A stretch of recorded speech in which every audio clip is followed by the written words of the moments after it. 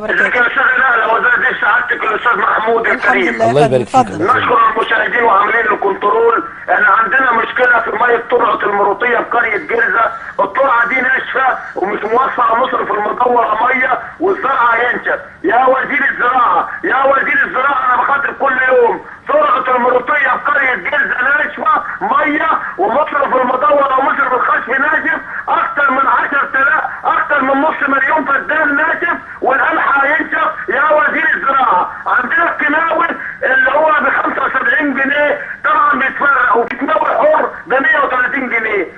طيب حضرتك تحب تساله عن حاجه ولا تجاوب على طول؟ جمعيات التعاونيات معلش طب بهدوء بس يا استاذ وحيد، استاذ وحيد معلش يا استاذ وحيد، القريه اسمها ايه بعد اسم القريه ايه بعد اذنك؟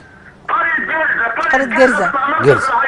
وارجو من وكيل وزاره يا بس يا استاذ عاطف احنا بس مش عايزين نقول ارقام ضخمه. واللي بيشوف الحقيقه طيب. في ترعه المروطيه في قريه جرزة. بشكر حضرتك يا فندم، بشكر حضرتك يا فندم، واسمع بس الاجابه لا- من لا، التلفزيون الرقم- عشان يبدو ان صعب لا- التواصل مع حضرتك لا- عبر التليفون. لا في مشكلات في محافظه الجيزه ومع الوزير بصدد اتخاذ اجراءات بشانها حيال بعض المخالفات لدي صغار الموظفين في محافظه الجيزه.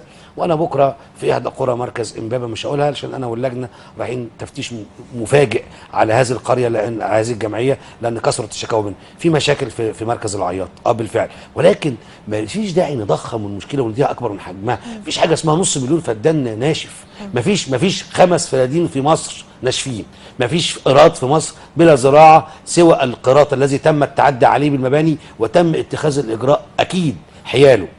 لكن ان انا اضخم واقول علشان تعدي الاهالي على ترعه والقاء المخلفات في هذه الترعه وردم هذه الترعه، والتي المسؤوليه الاولى تقع على وزاره الري مش وزاره الزراعه. صحيح. وانا ما بحملش من وزاره لوزاره، كلنا متضامنين، الحكومه متضامنه مع بعضها البعض، ولكن دي مش مشكلتي انا كوزاره زراعه. ومع ذلك وزير الزراعه بيتواصل مع وزير الري في حل مثل هذه المشكلات.